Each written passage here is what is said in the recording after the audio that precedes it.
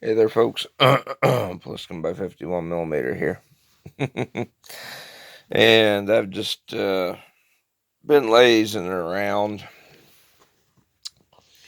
And I just woke up, too. It's my weekend. And I figured I might want to do a video on current events happening in Ukraine, in the Russian Ukraine war. Because once again, here for about the 50th time in a year, they've crying World War III. Now, I find it interesting. I'm going to blatantly state this. I don't think at any other time in history have news medias the world over, you know, bring up World War III and seemingly want a global conflict of that scale to occur because that's all they go on about. Oh, what will happen if a nuke is launched? I've seen several articles like that. Oh, what would happen during World War III? Like, absolutely terrifying the dog shit out of people who don't know any better, who see headlines like that and fucking have panic attack. Because, some people don't keep up on any events at all or have any forethought on this shit. And I'm not going to be sitting here saying like I'm like Gandalf or anything. Like I know everything. I don't. But for a conflict the likes of World War III to kick off, I think is going to and have to take more than just sending tanks and weapons to Ukraine. But this whole Russia Ukraine conflict, now I understand. And I'm sure that all of you guys watching, especially us Second Amendment guys, um, your country getting invaded, that's uh, that's bad. Because, the War of 1812 happened to this country, the United States. Now, albeit none of us today were alive when that happened, but I'm sure if we could go back in time and ask the guys who fought in the War of 1812, after having just won the revolution like 30 years prior, would tell you, yeah, it's fucking shit, your country gets invaded by another country. And there's a bunch of other countries that 70 years ago in World War II could tell you how awful it is to have your nation invaded, and people from Ukraine today could tell you how. And the people from Ukraine, they don't really need to explain it because there's been so much coverage of the hell that is. Another nation moving in and invading, blowing up your cities, killing your civilians. It's awful all the way around. And I stand with Ukraine in that sense. But at the same time, all the NATO countries giving them all these weapons and stuff, like like Germany's giving them Leopard tanks. We're giving them 31 Abrams. We've gave them every type of man-portable, shoulder-fired anti-tank missile system in the modern world. Everything from Panzerfaust 3s to javelins, and I can't even name all of them. And they've been working pretty effectively. But I think what happens is the world leaders of NATO, I'm just going on a tangent here real quick. They don't seem to realize or understand now in the unlikely scenario, but it is a scenario that could happen. That there's an old adage that goes that today's friends can be tomorrow's enemies. And that rings true because look at World War II. During World War II, we were allies with Russia. We were allies with China, fighting Japan and Germany. Then, after that conflict ended, we became adversaries with Russia and China because there was a difference in ideology at play. Western countries like us, the United States, Britain, France, Canada, basically all of Western Europe, were free democratic societies. And then the Soviet Union, after World War II, all the countries that they liberated from Nazi Germany, they took over. They didn't give them back.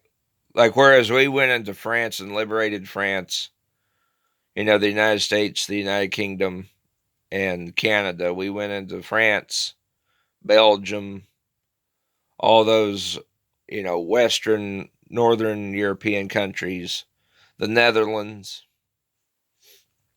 Uh, we went in, pushed the Germans back, and then we gave the French, Belgians, and the Dutch their countries back. Same with Italy. We came up through Africa and, defeated Mussolini and his fascist Italian military and pushed the Germans out of there. And we gave Italy back to the Italians. The Russians didn't do that.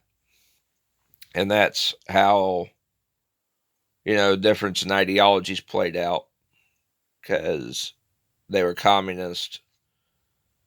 And then that led to the Cold War. But that could easily happen again with Ukraine. Because I just seen a post there right before I turned this camera on that Zelensky or the Ukrainians are now talking they're wanting missiles and submarines and jets.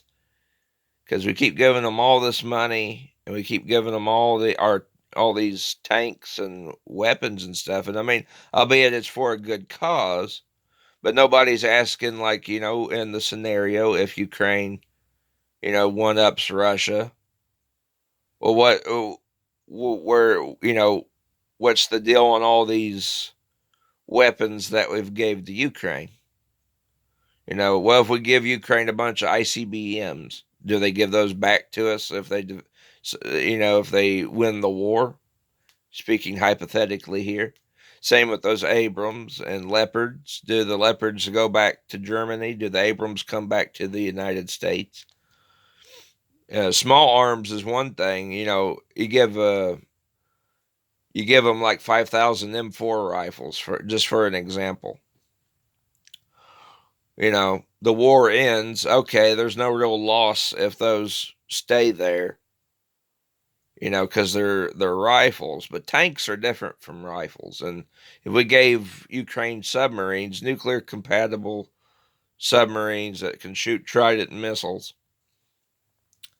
if the conflict ends, say Putin just gives up and comes home, which I doubt he would because he's an egotistical maniac, but say the war ends, Russia goes back home, it withdraws all of its forces out of Ukraine. Well, where do those weapons that we gave Ukraine go? Do they keep them? And what are the ramifications if they do keep them? Because that is how war goes. Because in World War I, for example, Japan was part of the Allies. Japan was a ally country, but because World War I ended, they felt like they got shafted because all the Allied countries. I forget all of the Allied countries in World War I, but they all got something out of the war when the war ended, whether it be financial or territorial gains or resources. Japan felt like they got shafted, and that's why they started radicalizing, building up their military. And in the 1930s, they were doing full on conquest in the Pacific taking over the Philippines, the Koreas, Vietnam, China, Cambodia, a bunch of that's why they went on that big conquest, because they felt like they had been shafted by European powers for, essentially decades at that point, ever since they opened up their borders and became a non-isolated country. And that's but World War One, they didn't feel like they had got anything from it for having their part in the war, and then they ended up just going on full on conquest, and then that led to our involvement in World War Two because they attacked Pearl Harbor later on. But that's the domino effect that occurs in all this. So what if this war ends and then the Ukrainians feel like they're not getting the fair share of a deal or something like that? And now they've got all of our weapons, all of our tanks. What if in some retro effect they end up joining Russia, or Zelensky gets knocked in the head and a puppet's installed, or any number of things can happen. So, I mean, it's albeit it's good to help the Ukrainians, but at the same time, when every road to ending the conflict is just straight up, thrown out the window, because Zelensky and Putin, not only will they talk to each other, but I remember last year when the UN Council happened, the Russian ambassador came on to speak, and literally all the UN, you know, member ambassadors that were there basically just got up and walked out of the room like children. Wouldn't even give him the time of day. And now I understand, like, oh, they invaded Ukraine and they're committing war crimes. I heard that there's like been over 6,600 war crimes committed in Ukraine. And now, but at that time, they had committed a few of them, but, nobody would even give Russia the time of day. And, a lot of people could say, oh, well, they don't need it. And I can agree with that, but at the same time, if you're going to just shut out,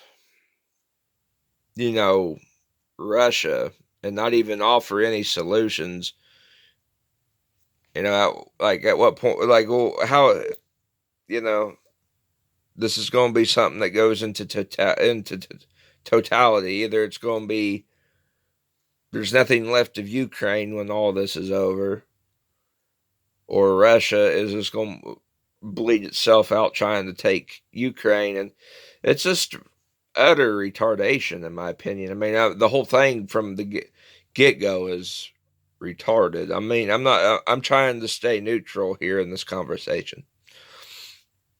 I can look at the conflict and see how utterly fucking stupid it is, because it's a war. For one, it's a war of conquest on Russia's part, and then it's a war of self-defense on Ukraine's part. Everybody's taking Ukraine's side, and then Russia's the big bad. And I can get that, I can see that, but at the same time, at what point does the world, look at this and try to figure something out? And I understand that, Putin's an egotistical maniac. You're not going to be able to get him to sit down and talk, because they said,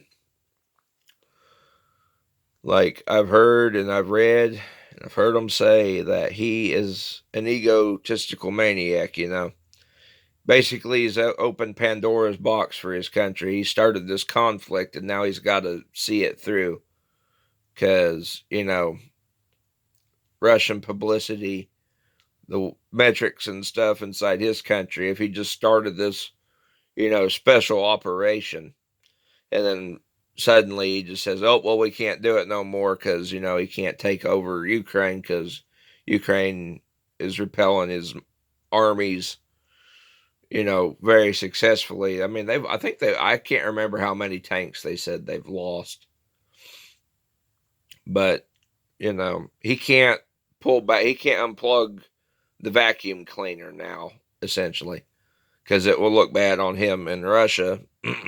Even though I imagine at this point, anybody who knows the truth, who hasn't been fed the propaganda, probably don't like him anyway. But see, that's the thing. It's all optics.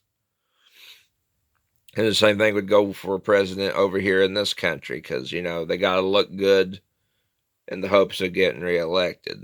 And I understand that getting Putin to the negotiation table would be like trying to go into a bear's cave after it's sat in hibernation all winter and hasn't ate nothing and go in there with a fucking, uh, I don't know, a paddle to try and coerce it to come out of its cave. That's not going to end up well. Uh, so, you know, and that's why I see too, because anytime we do something over here to Ukraine, we give them weapons or money, Putin jumps up and says he's going to start launching nukes. And I don't know about you, but that sounds like a very defeatist attitude. Because, anytime something happens, he just starts throwing down the Uno reverse card with the nuclear threat. But I think it's very irresponsible that our media over here, they play on those fears for clicks and views like a bunch of 4-year-olds. I don't think anybody is truly appreciating or accepting the reality of what a nuclear war would be. And that's also why Putin hasn't done anything in that realm yet, because for as egotistical and crazy as he isn't a fucking maniac, or at least, God, I hope he isn't. Because nuclear war, no one wins. Just go watch the nuclear blast scene from Terminator 2 Judgment Day, and that will give you everything. If you have no clear idea what nukes are or the devastation they will cause, just go watch Terminator 2 Judgment Day, the nuclear bomb scene, and you will learn everything that you need to. Nothing good comes from nukes. And I just think it's irresponsible for our media. And I know why they do it, because they're depraved mongrels that they're only chasing dollar signs, and they're like, oh well, we could hype up bullshit.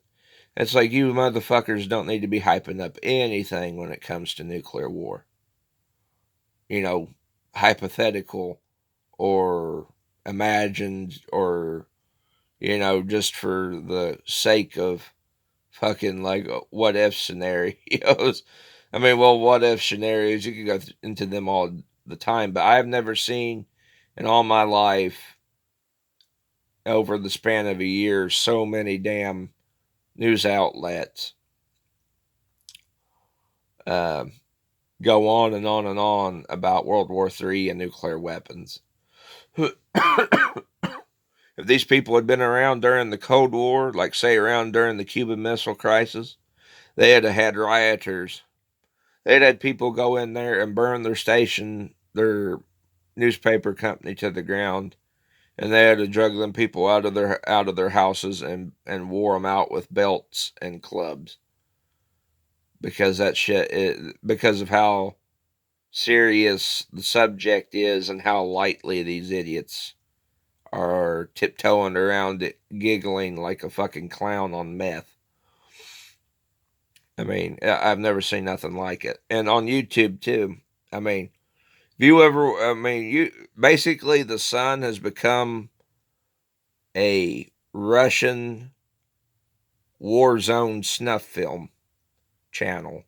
If you ever want to, I don't advocate for it, but if you want to see war and soldiers getting shot and killed, I don't want to see that shit. I have seen it, but, I don't actively go look for it. But I'll be scrolling through my phone and the Sun will pop up like, Russian troops ambushed in trenches by mortar fire. And I sat there and I watched autoplay, and then just this trench line just gets bombed, and all these Russian soldiers in it. And I'm like, what the fuck? You know?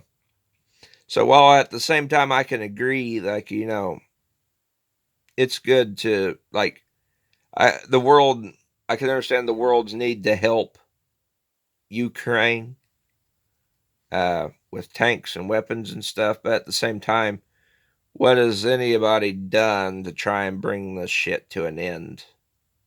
We can feed Ukraine all the munitions and vehicles in the world, weapons and shit, but that ain't bringing nothing to an end. And I understand the fucking people who these the military industrial complex, they have a fucked up perception. They see that as a cash cow, but that's a fucking market that's unfortunately been created over the past 20 years where, oh, well, they're chomping at the bit to get into any conflict. Just go watch the movie Lord of War and you'll understand how they make their money. I mean, Lord of War is a good movie because it's so true. And it said there in that movie that the five biggest prolific weapons sellers in the world at that time are all hold permanent seats in the UN Council. And that's Russia, Britain, France, China, and us, the United States. We are, well, formerly Russia. It's four now, but the biggest arms dealers in the world are also the ones that hold permanent seats in the United Nations. And nothing has showed that more to be more true here in the 21st century than the Ukraine war. Now, most people would say, "Oh, well, it's the Iraq-Afghanistan war." No, the Ukraine war, because we're not directly involved in the conflict. But God, we've sent every fucking type of anti-tank weapon and rifle that we have in our arsenal over there in droves, making a buck off of it. So, and there's that part of it too, and part of me thinks that has to do with some of it going on. And I understand, like, and there's also the fact that Putin wouldn't come to a negotiation table at this point. Um, but even when that option was still there, nobody did anything to remedy what was going on. They just escalated it. So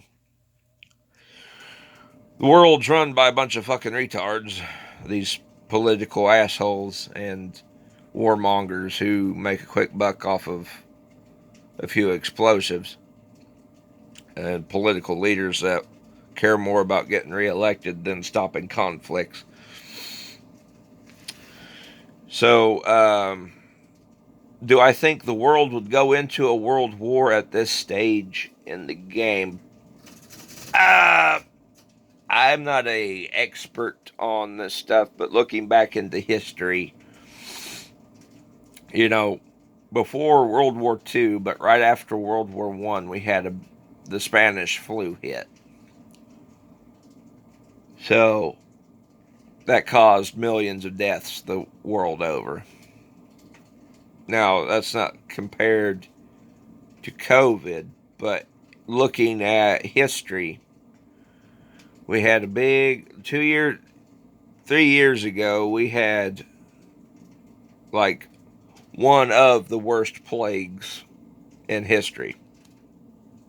I know a lot of you probably think, oh, how could that be? Well, I recently was doing some research looking back because, there's still a lot of shit about 2020 overall that we will never know. Like the official death counts of COVID and the exact amount of death and destruction from all the riots and all that. There's stuff that we won't know in our lifetime from that bullshit. But COVID-19, the virus has now reached top 10 plagues in history. Now, albeit the death toll is not up there with, say, the Black Plague or even the Spanish flu, but it is on the list of top 10. And the reason it is up there is because at this point in time, over 6 million people the world over has died from coronavirus. So it is more of the global and international reach that has promoted it onto the top 10 plagues of the world. But I say that because right before World War II, the Spanish flu hit, like, say, about 20 years prior, right before World War II happened. But, history repeats, history goes in cycles. And we've already had our plague.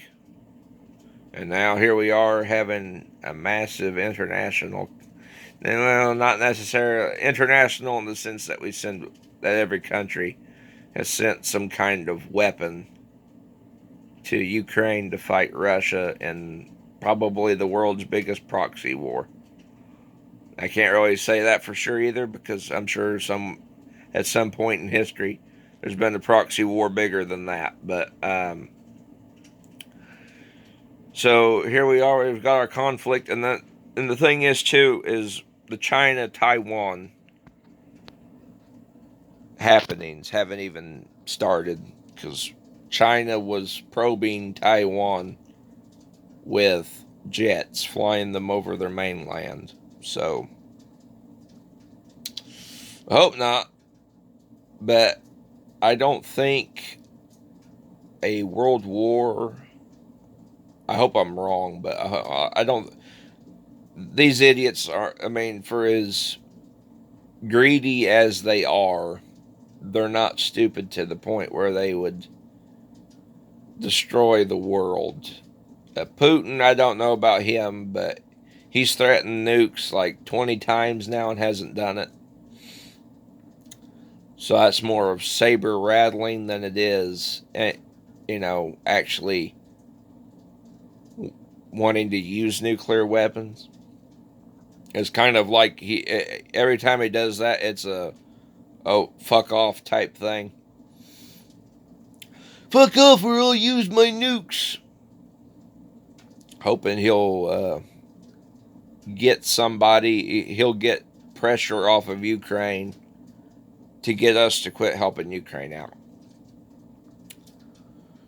So, but I will say this: you will know when and if, God forbid, they're going to use nukes. Just keep your eyes on Joe Biden and Kamala Harris. Because if there ever comes over the radio here in a few years, or the news or whatever, that he has been taken to some bunker in X location, because the fuckers will report that. The media will, because they can't resist.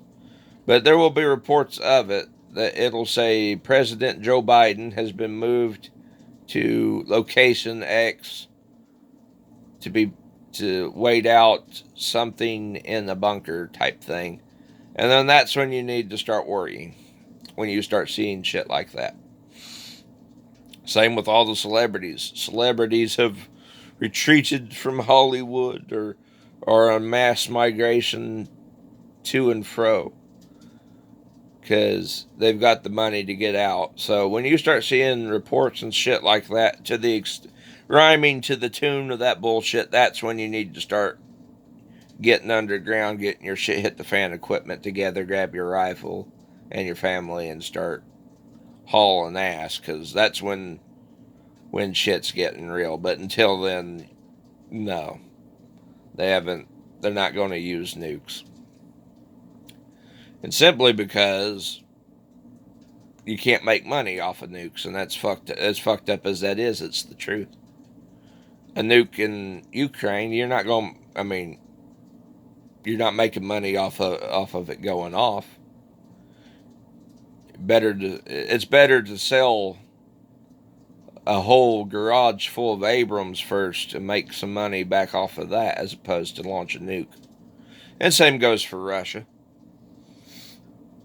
Although for them it's more of we send in a battalion of tanks hoping we can take half a city, and maybe we can get the city taken over before half of our tanks get destroyed by javelins. You know, hoping to gain some ground every time they move in a very clumsy, archaic style of conflict, because I've read that neither side can really use their air power because it is ground down to the point where anything in the air other than, like, say, helicopters will get shot down by anti-air, because we've gave Ukraine all of our anti-air systems, and Russia has some pretty decent ones of their own. So basically anything short of helicopters can't fly,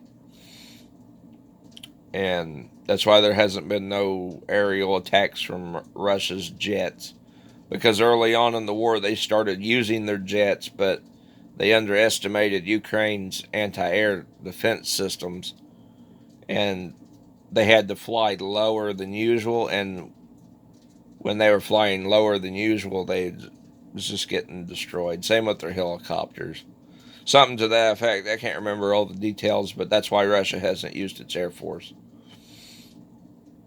It's also why they keep using all their older Soviet equipment and none of their new modern stuff, because they can't risk losing any of it. But all in all, this whole thing is nonsense. I started out being, like, really pro Ukraine. I still am, but I'm not going to get on there and argue with people over stupid shit, like because I was in a comment section for one of these videos on the Ukraine war, and I just seen the utter bullshit of it. Like, people just going like, and after we, like, I legit shit you not, some guy said this. He said, after Ukraine wins this war, we're going after Russia. We're going to invade Russia and take Russia over and give them what they gave the Ukrainians. And I just sat there and I thought to myself, like, what the fuck am I reading? Like, it's just like what? Like, if this conflict ends, you don't want to invade Russia. And I mean, it's bad enough Russia invaded Ukraine, but what good would invading Russia and the land? You wouldn't have won nothing then at that point. It's like, but that's when my eyes started, and that was like a few months after it all started. But that's when my eyes opened up to the sheer retardation of getting too involved in it. I mean, because the whole war has had ramifications bigger than just